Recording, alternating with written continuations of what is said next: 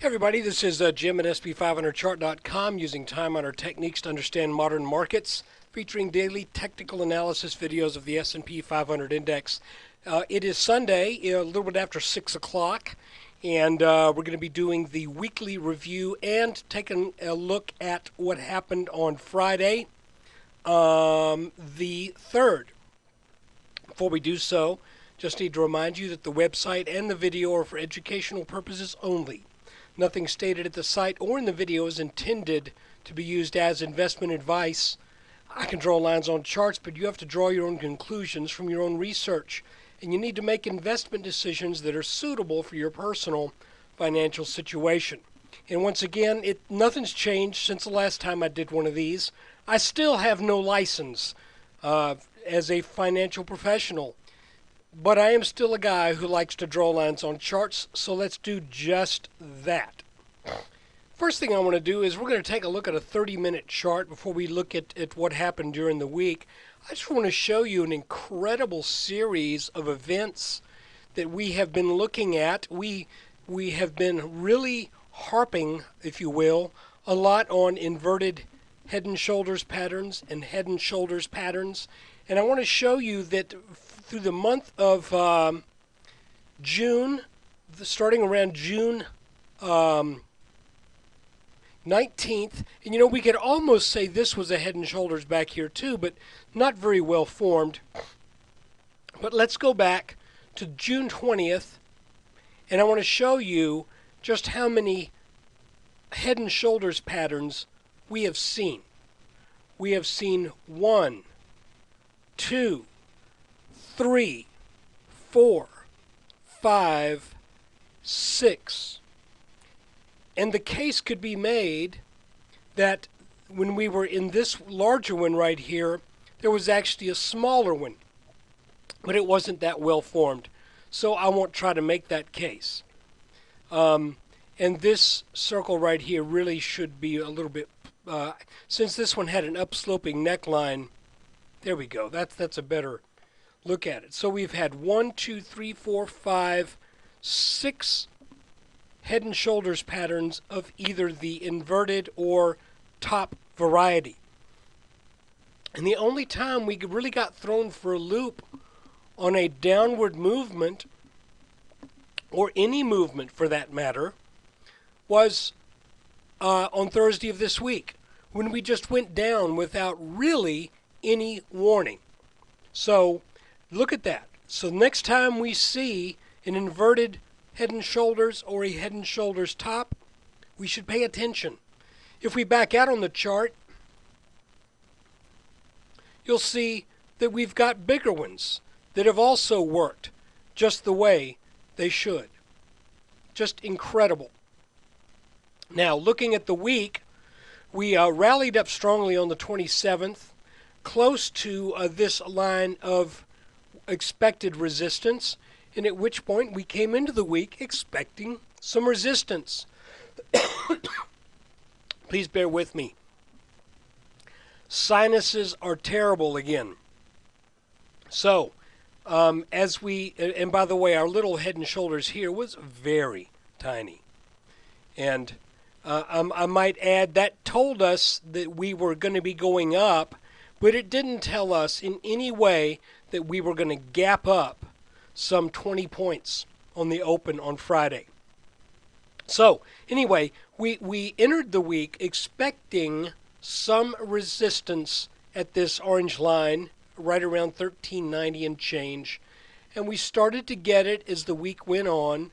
We broke some support lines, but we did so in such a strange manner that I said, you know, this looks like a descending wedge. And the descending wedge should result in an upward movement once it breaks out that at least equals the high that was in place before the wedge formed.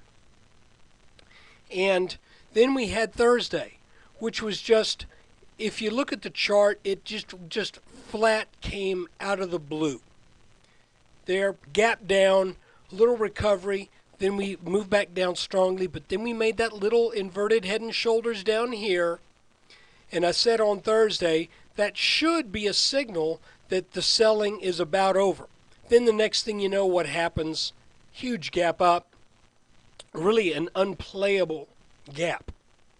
If you were not long on Thursday near the end of the day, you likely could not play that in the regular session.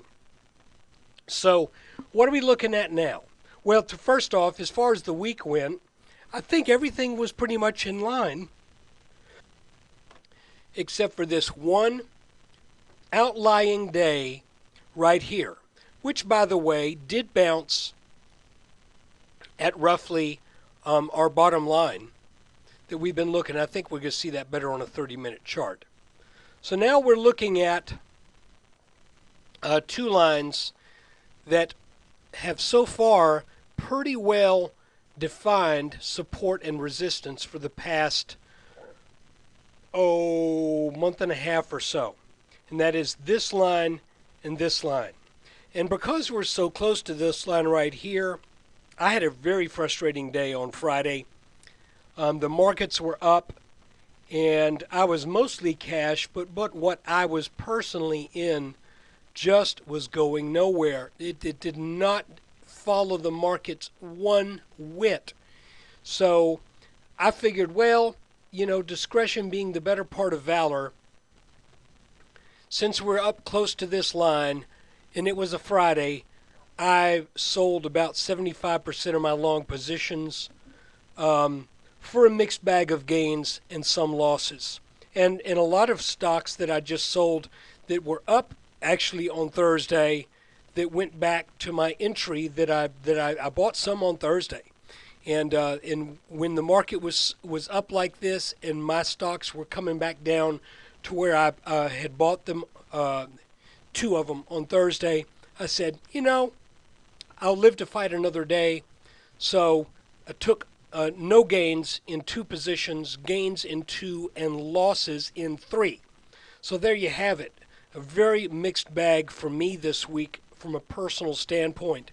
But, I kind of made mention in the forums that getting involved in some of these stocks, getting involved in individual stocks and trying to let the stories and the fundamentals sway me, I think I do that from time to time, and then from time to time I say, well, the stories just haven't been enough to overcome the technicals. So let's go with the technicals now, and I'm going to do it through the indexes, and let's see how that goes for me as a personal investment strategy. Because last week, whereas we started up here and then we came down a bit, I actually ended up selling as far as where my accounts were for about where they were at the end of the day on the first. Whatever that, no big deal. But where we go for this next week? Well, right now, guys, this looks like this looks like it's begging for a pullback. We're not quite up to this line here. I think maybe we get this line early on Monday, or maybe at some point on Monday. And then after that, I just have to tell you, I think the markets need to pull back after that big gap. And, of course, all the fundamental people are saying, well, there's no reason for this gap up. The markets are just running on fumes. Well, whatever. That was a big move. That was also a very big move in light of the weakness of the jobs data, etc. So for whatever reason, I'm not so sure that this was such a huge gap up, as much as maybe Thursday was an anomalous move down.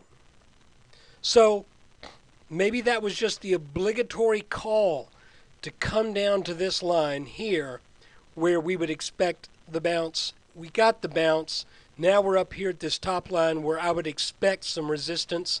And even if this line does break 1407 or so, low 1400s, that's the neckline from our Head and Shoulders top from last spring.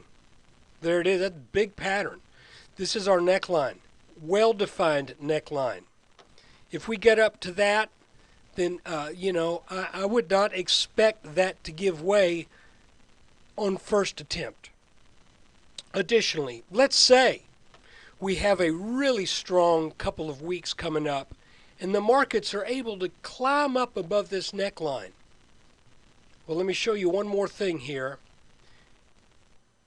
If we go to a daily chart, if we go back to our head and shoulders pattern of 2011, draw a line starting at the top of the head, then we go to our head and shoulders pattern of 2012, draw a line to the top of the head.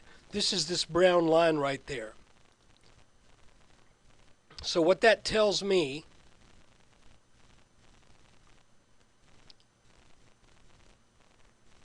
is that if we were able to get up over this orange line and we were to get up to 1407 and then the markets rallied even further, that should be a tough nut to crack, because that is a rising line of resistance. We're not talking about a descending line now. We're talking about a line that has a rise to it, which means that when you get up to a rising line of resistance, if those do break, they tend to break on blow-off tops. They don't tend to break while the market is in a distinct trend. So guys, that's kind of where we stand right now.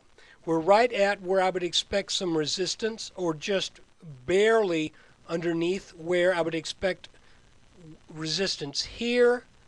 I would expect resistance here about 1408. And then the next area where I would expect resistance actually is a good bit above that. And it would be around in the very, very low 1440s. Call it 1440 and small change. So going into this week, that's kind of what I'm seeing. Now, just to let you know, we've had tops all along the way, and we've had bottoms all along the way.